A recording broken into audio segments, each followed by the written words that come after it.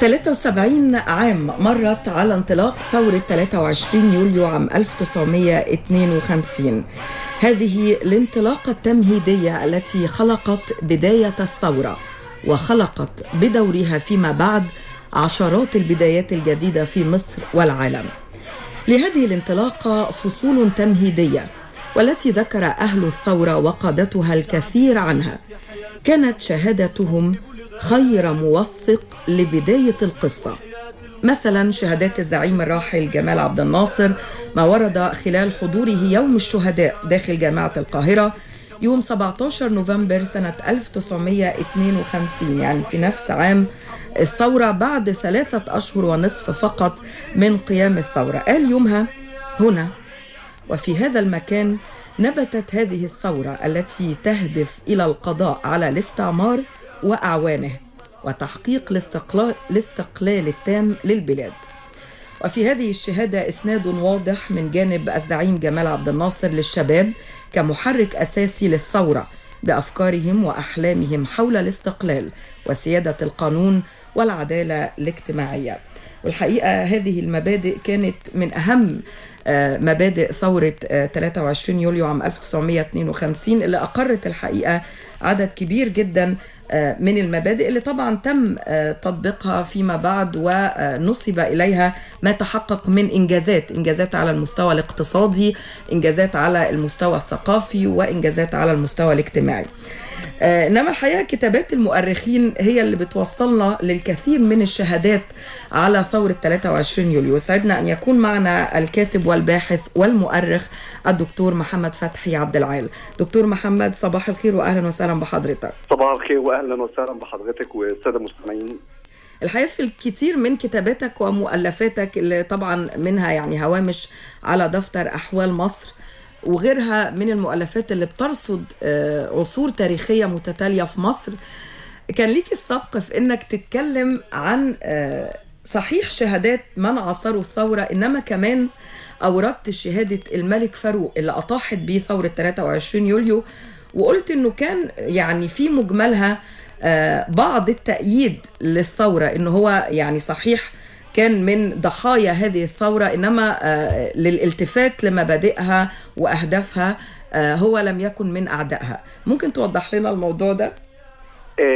الملك فاروق يعني وصل في مرحلة من المراحل إلى يعني أنه بيعاني حالة من التعايش مع حالة إفلاس في الحياة السياسية خاصة برجال الأحزاب. يعني الملك فاروق اعتمد على الأقليات، على حكومات الأقليات، اعتمد على الوفد في الأواخر، اعتمد على من ليس لهم خلفية حزبية. يعني آخر وزارة اللي هي الهلالي باشا لم يكن له خلفية حزبية.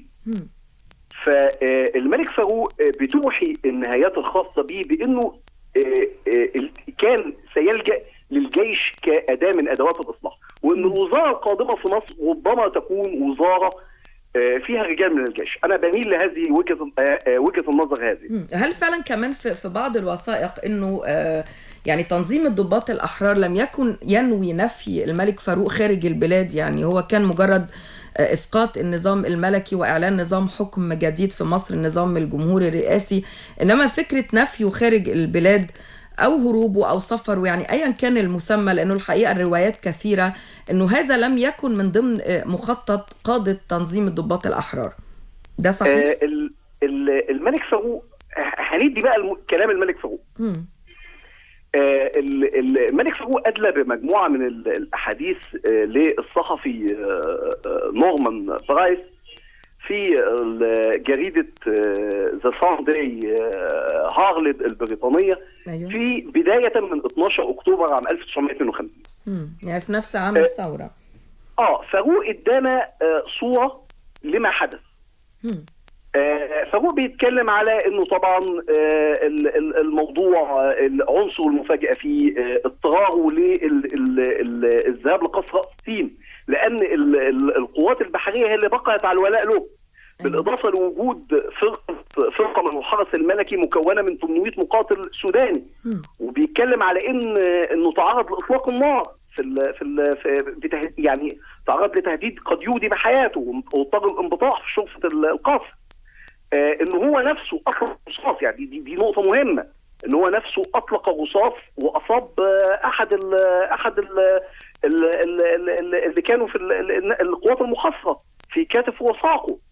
فاحنا بنتكلم على لا، في تبادل اطلاق النار، في الملك فاروق بدا يخشى على حياته، ابتدى يعني ينظر نظره اكثر حكمه. يعني هو مش معقول هيعتمد صحيح القوات البحريه على ولاء ليه، بس هو ما يقدرش انه يعتمد عليها في تصفيه حركه بيقودها الجيش بالكامل ضده. ايوه.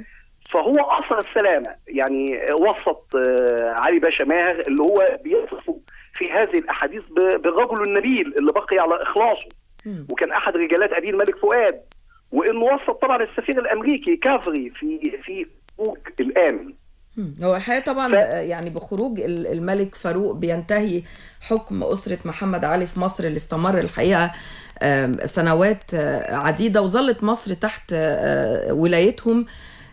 انما يعني انا حابه اسال حضرتك كمؤرخ، يعني دكتور محمد فتحي عبد العال، ما قيمه أن نورد هذه الشهادة، شهادة الملك فاروق حول الثورة؟ احنا دايما الحقيقة في إحيائنا لذكرى الثورة بنسترجع شهادات يعني قادة الضباط الأحرار، بنسترجع شهادات الشعب اللي ساند هذه الثورة، لأنها بالأساس كانت ثورة للجيش أيدها بعد كده أو ساندها الشعب.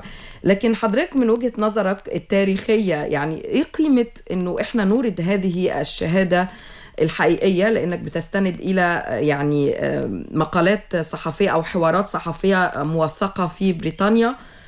أهمية ده للجمهور أو لينا وإحنا بنحيي هذه الذكرى؟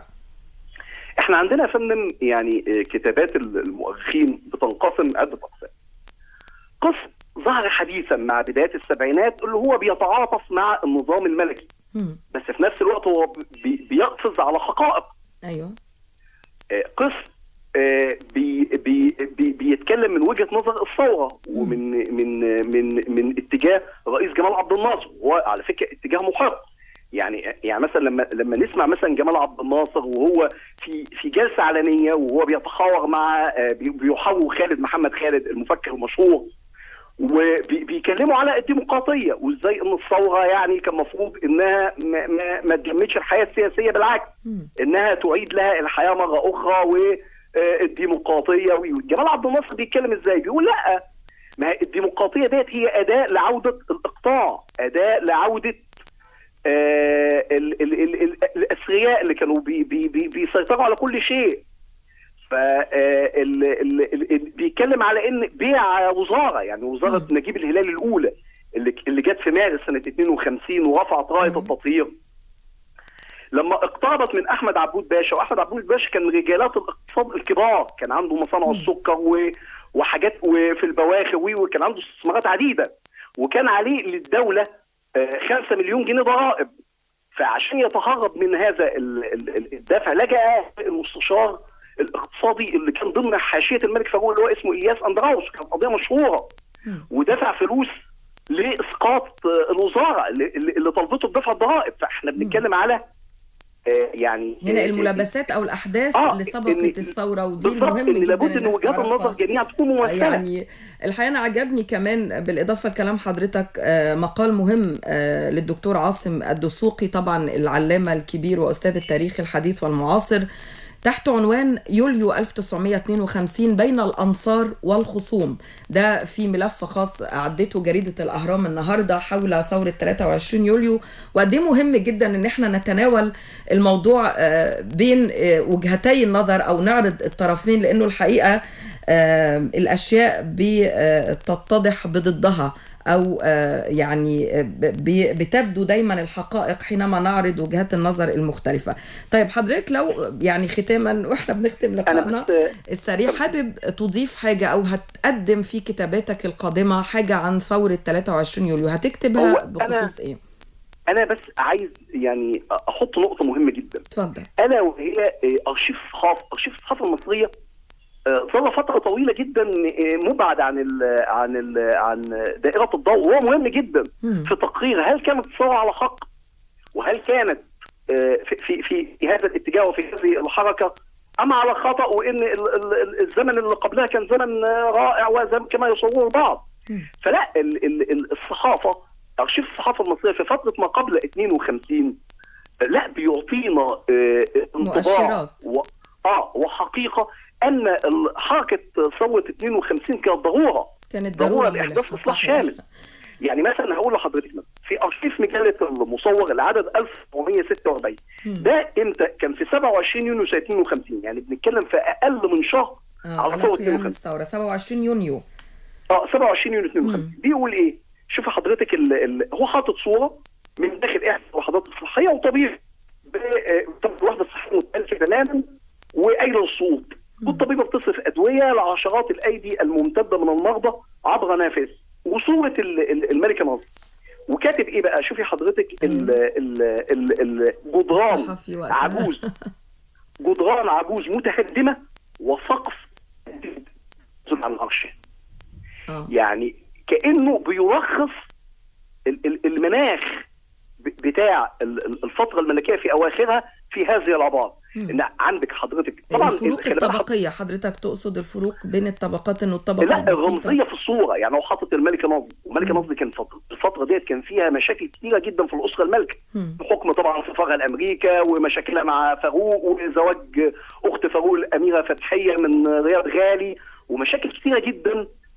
وده ظهر للعلن ان في شرخ كبير داخل الاسره داخل الاسره الملكيه في الفتره ديت. صحيح. ما تؤرخه الصحافه المصريه الحقيقه شاهد على العصر، شاهد على حتميه قيام هذه الثوره المجيده، ثوره 23 يوليو 1952.